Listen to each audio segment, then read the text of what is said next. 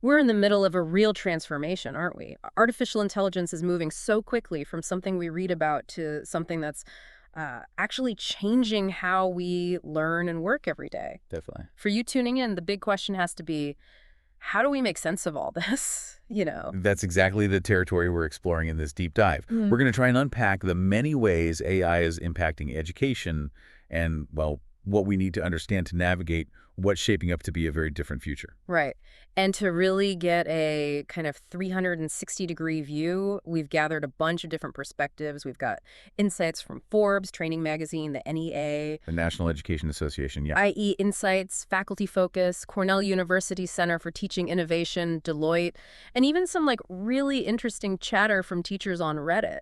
A real mix. Mm. So we're looking at this from the angle of business, pedagogy, research, and just, what it's actually like in classrooms. Yeah, the lived experience. Yeah. Our goal today is to sift through all that information and pull out the truly crucial bits. We want to give you some solid takeaways on how AI is reshaping education, the really interesting possibilities it opens up, the potential bumps in the road, and how to think about all of this without feeling like you're, well, drowning in information. Okay, let's jump in then. Because it's not a future thing, is it? AI is already part of the educational landscape, like right now. Oh, absolutely. The NEA tells us that over 80% of middle and high school teachers and their students were using AI in some way this past year. Wow. And it sounds like a similar trend is happening in higher education too, according to Inside Higher Ed via the NEA. That's a pretty significant number already. And it's moving fast. And what's particularly noteworthy is the direction things are heading. Training Magazine predicts that almost half of all learning management systems will have AI built right into them this year. This year. So not just add-ons, but integrated. Exactly. That's a fundamental shift in how educational tech will operate. It's not just standalone tools anymore. It's becoming part of the infrastructure. And it's not just one type of AI either, is it? Our sources mention a whole toolkit. Google Bard, Microsoft Bing, Research Rabbit. It sounds Yeah, interesting for right. research, yeah. intelligent tutoring systems, ITS, right? The ones that adapt to the learner. And ChatGPT, which everyone's talking about. Yeah. Even visual AI like Midjourney is finding its way into educational uses somehow. It's quite the mix, a whole ecosystem almost. And this widespread adoption, well, it creates some genuinely exciting opportunities. Here. One of the most talked about is the potential for truly personalized learning. Right. Imagine curricula that shift based on each student's individual pace and, what they need, leading to a much more student-focused way of learning. The idea isn't just personalization for speed, though, is it? No, that's the thing. The real insight here isn't just personalization, but the potential to identify subtle learning style preferences, things a human teacher might miss, allowing for, truly tailored scaffolding. Exactly. Forbes and Training Magazine both highlight this. AI can build these detailed learning profiles, pinpoint exactly where a student is doing well or where they're struggling, and then change the material accordingly to meet those different learning needs. It's almost like having a dedicated tutor who understands exactly what each student requires. And the NEA points to a really compelling application: AI as a thought partner for teachers, especially teachers working to support students with disabilities or those who are multilingual learners. That's huge. Think about the possibilities there for creating learning environments that are truly accessible and inclusive for everyone. Definitely. And beyond the direct teaching, Deloitte makes the point that AI can take over a lot of those routine administrative tasks, the stuff that can really eat into an educator's time. Oh, yeah, the paperwork. Less time spent on that could free up educators to have more flexibility and, really focus on the teaching and connecting with their students. Hopefully. That's the potential anyway. And for those of us who are always learning, like researchers or even students doing projects, Training Magazine notes that AI is becoming a really valuable research assistant.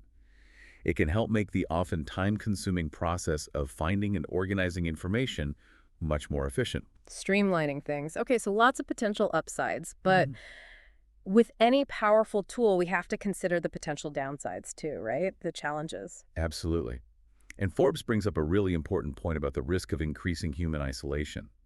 Learning, at its core, is often a social activity, isn't it? It really is, and they shared that anecdote. Oh yeah, the classroom collaboration one, where just like a chance interaction not only solved a problem, but also led to a lasting friendship and even a business partnership. Exactly. It really underscores the value of those unplanned human connections in learning, things you can't really schedule or predict. So it's like having all the information in the world at your fingertips, but potentially losing the serendipitous learning that comes from just asking a classmate a question face to face, right? Yeah.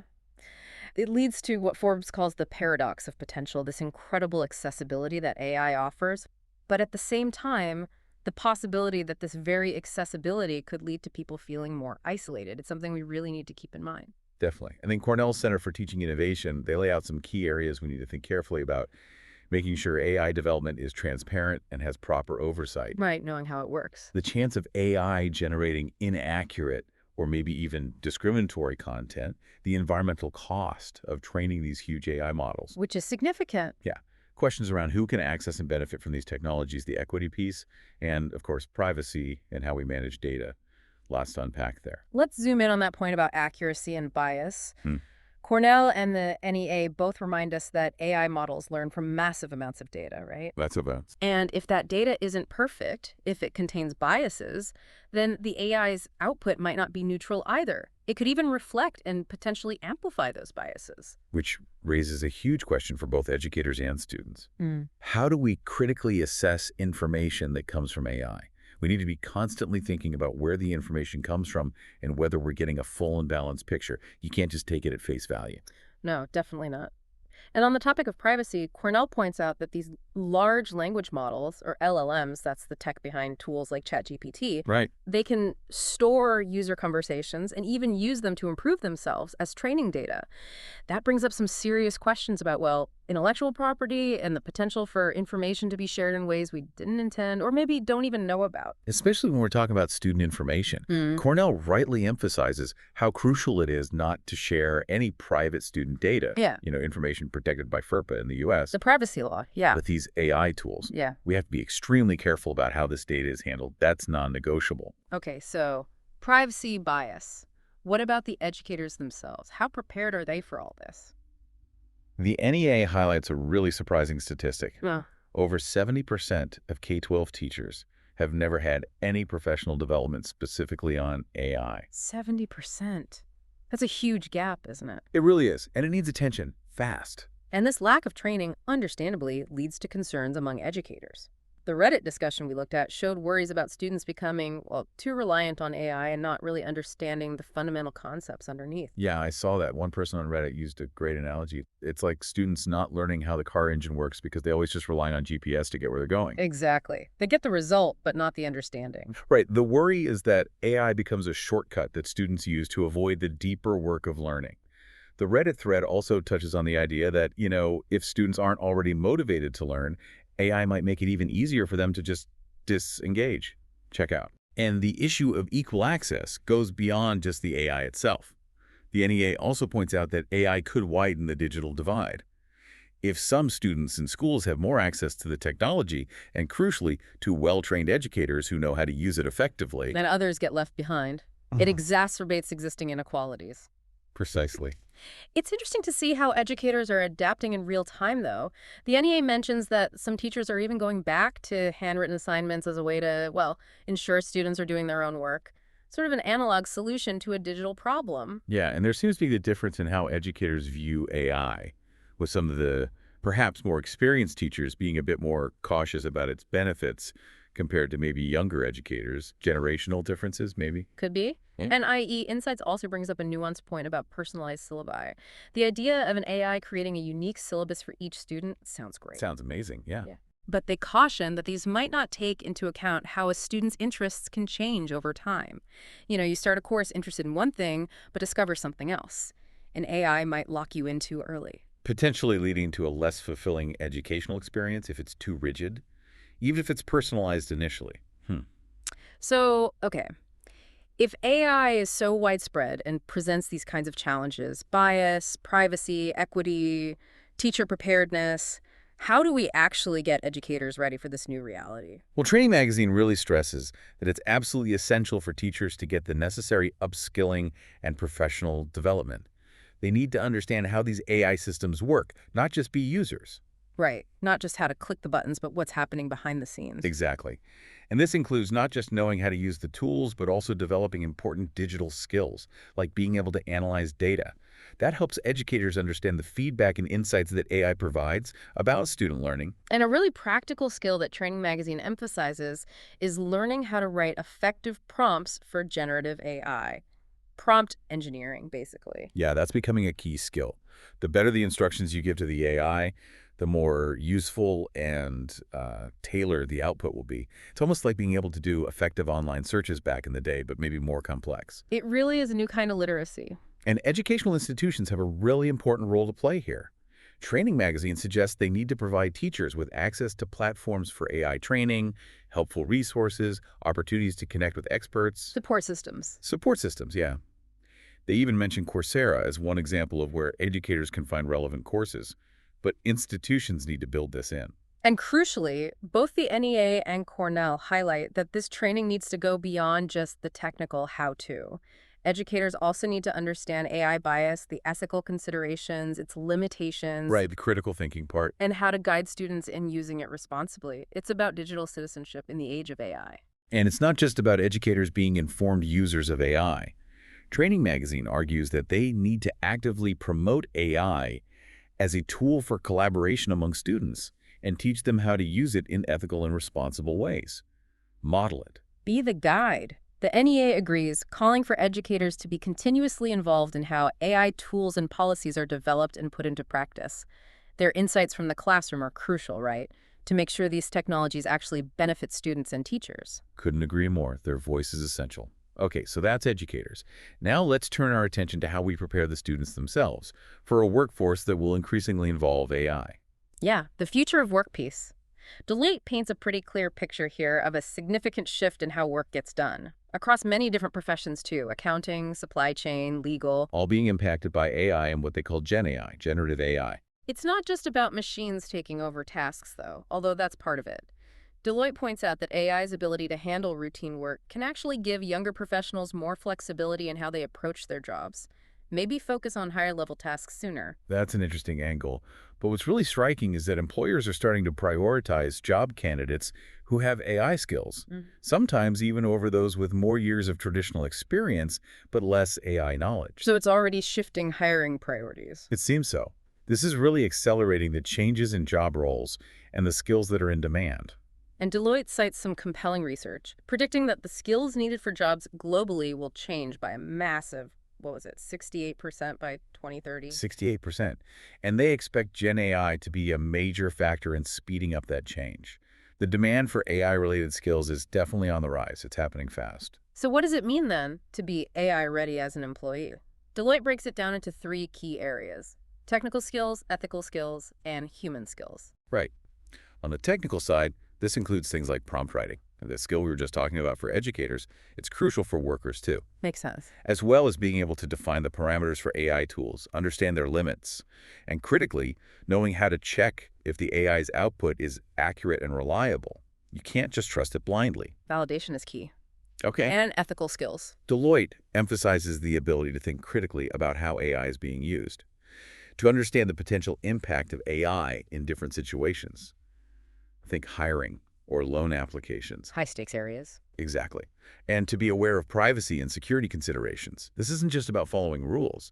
It's about that critical thinking needed to foresee unintended consequences. Got it. And the third category, human skills. This is interesting. Yeah, perhaps most interestingly, the human skills that will be really important in an AI-driven world include things like curiosity, being adaptable, resilience. Things AI can't easily replicate. Precisely. Being able to work well in teams, connected teaming, they call it thinking creatively, divergent thinking, and having strong emotional intelligence. These are the unique human abilities that will complement what AI can do. So it's not just about coding AI, it's about working with AI, effectively using our human strengths. That seems to be the core message. Deloitte gives some good examples. In supply chain, technical prompt writing skills help generate reports for better purchasing decisions. In finance, ethical skills are crucial for responsibly using AI with sensitive data. Okay. And in marketing, human skills like curiosity and emotional intelligence are key to developing original content that actually resonates with people. So the old model of education train, place, retain Deloitte says that's not going to cut it anymore. Doesn't seem like it. They argue for weaving AI and Gen AI throughout the entire student experience, both inside and outside of the classroom.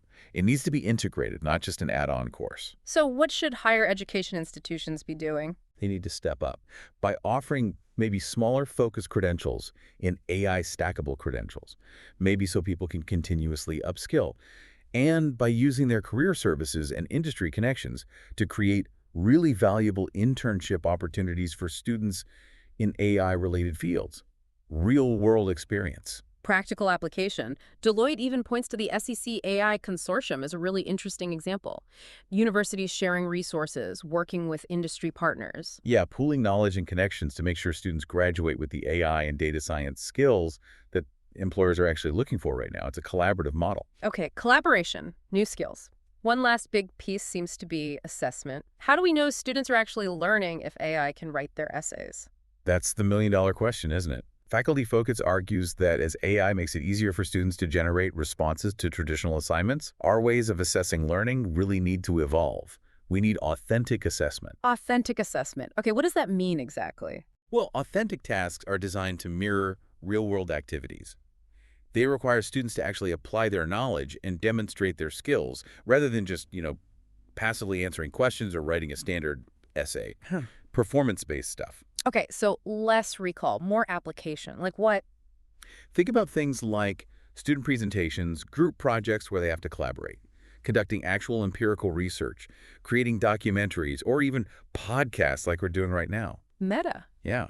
These types of assessments require more complex thinking, problem solving, creativity, stuff that's much harder for AI to simply produce on command. Faculty Focus provides a really helpful list of these strategies, right? Like role-playing, reenactments, in-depth case studies, public exhibitions, or fairs. Exactly.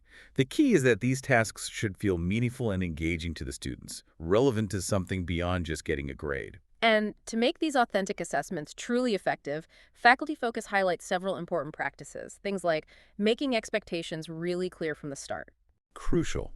Using a variety of assessment methods, not just one type. Breaking down big, complex tasks into smaller, manageable steps. Scaffolding it. Providing helpful, constructive feedback along the way, not just a grade at the end. Making sure the assessments really align with the intended learning goals. Right. Encouraging students to evaluate their own work and their peers' work. And, importantly, having open discussions about what AI can and can't do. Being upfront about it. Yes, including setting clear guidelines for when and how AI can be used ethically and appropriately in the context of the assignment. Right. It's not always about banning it, but defining its role. Right. And underlying all this, Faculty Focus emphasizes the importance of creating a supportive learning environment, a positive climate where students feel comfortable taking risks, making mistakes. And seeing errors as just a natural part of the learning process, not as failures. That relationship piece is key. Okay, wow, we've covered a lot of ground. We really have. So to try and wrap up our deep dive, AI is undeniably changing both education and the world of work. No question about it. Right. It brings some really exciting possibilities, making learning more personal, more efficient, maybe even more equitable in some ways. But we also have to be really aware of the potential challenges, things related to human connection, ethics, fairness, equity, and the very nature of learning itself. Big questions. Adapting to this new landscape, it sounds like it's going to take a really coordinated effort. Educators need support and training. Definitely. Educational institutions need to update their programs, their curricula, how they assess learning. And students need to develop this mix of skills, technical AI skills, sure, but also critical thinking, ethical reasoning, and those uniquely human skills like creativity and collaboration. It's crucial that we find a good balance, isn't it? Between using the power of AI and preserving the essential value of human interaction, responsible innovation, ethical considerations, and the development of deep, genuine understanding. Absolutely. It's not an either. Okay, so on that note, here's a final thought for you, our listener, to consider. As AI becomes more integrated into our learning and work lives, how will you make sure you continue to develop genuine understanding and build meaningful connections in an increasingly AI-driven world? Yeah, what role will continuous learning and adapting to change play in your own journey? Something to chew on.